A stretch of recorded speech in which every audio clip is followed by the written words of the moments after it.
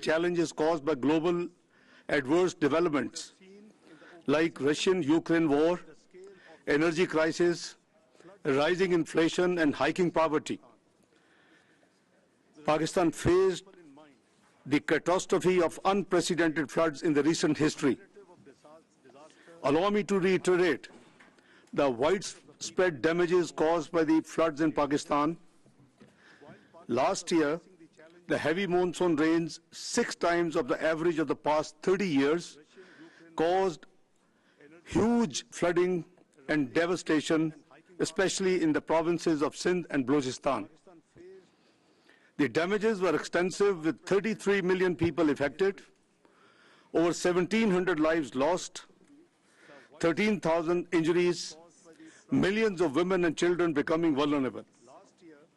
A total of over 13,000 kilometers of roads and 440 bridges were destroyed, while 5 million acres of crop were damaged.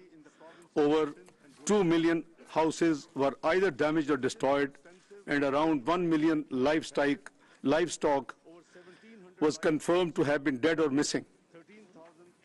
Ladies and gentlemen, a significant portion of the country remained submerged in water for months, affecting subsequent crop cycle and closing down schools and hospitals and making large portion of the rural hinterland inaccessible. The standing buildings were used as temporary shelters and to provide necessary services. It is estimated that 22,000 schools were affected, leaving 3.5 million students without access to classrooms. This is leading to a learning crisis in the country, and it will take coordinated efforts and resources to rebuild the education system. Excellencies, ladies and gentlemen, the government of Pakistan placed recovery and rehabilitation of the affected people as its most important priority. Through Benazir Income Support Program, rupees 70 billion were dispersed as emergency measure to the flood affectees, families, and till now, 8.17 million flood victims have been given the cash assistance. As a result, 2.7 million families got straight-away cash relief and the other assistance which was immediately required. We are appreciative of the fact that the World Bank promptly announced $1.6 billion assistance for rehabilitation in flood areas and an additional 500 million for building climate-resilient Pakistan. You are aware that PDNA estimated economic and physical losses caused by the floods as over $30 billion.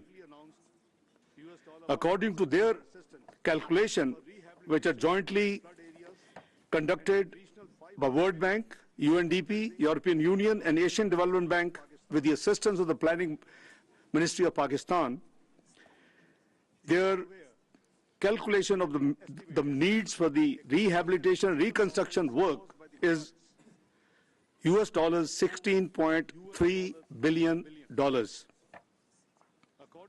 We have been working to obviously plan this reconstruction and rehabilitation work over the period of 3 years, with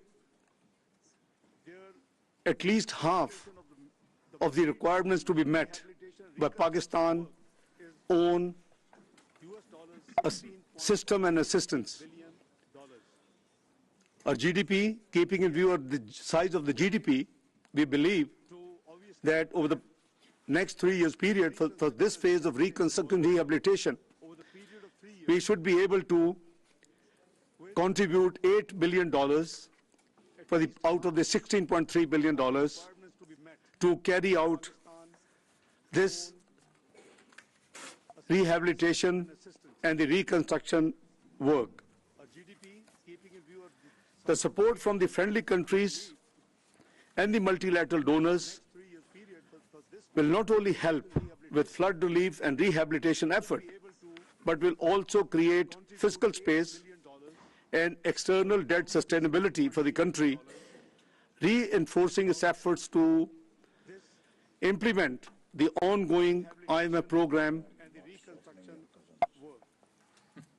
The climate change has led to devastating spillover impacts on Pakistan.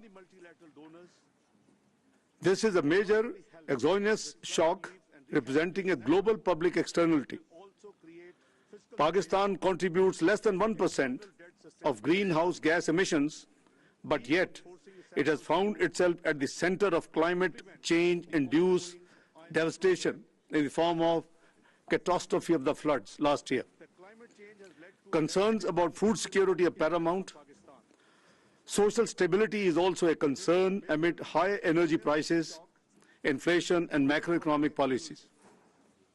Excellencies, ladies and gentlemen, I want to make it clear that Pakistan remains committed to its international obligations and is on track regarding our macroeconomic fiscal reform agenda, which focuses on increasing our revenues, increasing spending on social sector programs, decreasing expenditure wherever we can moderate, and creating thereby more fiscal space for the reconstruction rehabilitation phase, which we have to undertake in the next 3 years. Pakistan is right now facing challenges on account of additional outlays incurred and projected for the flood-related rescue, relief, and rehabilitation needs. Existing limited space negatively impacts Pakistan's ability to provide resilience and determination to all those affected by the natural disaster. While appreciating the resilience and determination of the people of Pakistan, it is obvious that they need help and global cooperation, which we are thankful to all those who have been extending and communicating to us. Pakistan is carrying out the fiscal reforms necessary for long-term recovery and sustainability. However, we believe that we urgently need short-term assistance as we navigate through a number of challenges.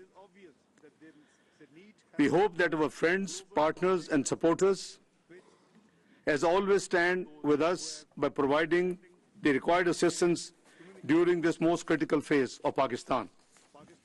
Excellencies, ladies and gentlemen, Pakistan's urgent expectations from this conference is not only merely a commitment of resource for rehabilitation and reconstruction in the short to medium term, but also we are looking forward for on-budget inflows and assistance during the remainder of the current fiscal year, in order to make it possible for the government of Pakistan to continue providing the much-needed relief to the flood affectees of 33 million people in Pakistan. Let me say a few words that, if considered appropriate by our friendly countries, debt swaps and other use of financial instruments tied to reallocation of equivalent domestic budgetary resources would also free up the resources to be spent for this noble purpose. We must remember that we are in this fight against climate-induced disaster together. There is only one world, and we must work together to support each other in times of crisis. Pakistan is extremely grateful for the support of the international community as we strive to recover, rehabilitate, and rebuild. At the end, I would like to extend our heartfelt gratitude to all those friendly countries, United Nations, World Bank, Asian Development Bank, Asia Infrastructure Investment Bank, Islamic Development Bank, and all other multilateral institutions, NGOs, and donors, without whose help we could not have been able to deal with this catastrophe which Pakistan just faced in 2022.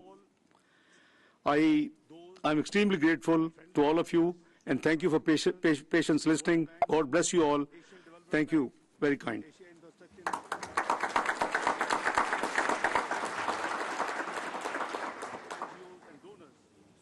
I now request His Excellency Mr. Achim Steiner, the UNDP Administrator, to say a few words. Thank you very much, Your Excellency, the Minister of Finance of Pakistan, distinguished ministers and fellow panelists, dear Martin, my colleague from the World Bank. Let me also, on behalf of the United Nations Development Programme, join the Secretary General and my co-chair in welcoming you both to this meeting here, but also to an attempt to break new ground. I was just looking at the presence of ministers of Pakistan on this podium. If you look from left to right, I think you will recognize that we are living in a different age in which climate change, natural disasters, economy, planning, and indeed the development pathways of countries are being rewritten by circumstance, sometimes by design at others, by disasters on other occasions.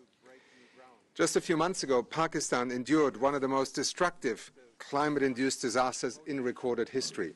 We have heard from the Prime Minister, the Foreign Minister, from you, my dear co-chair, just now, some of the numbers. But behind those numbers lie destroyed livelihoods, lost lives, but above all, the extraordinary challenge of how do you restore hope when you are faced with such a gigantic task? And to do so on the back of a reality where Pakistan, like virtually every other country over the last 2-3 years, was just emerging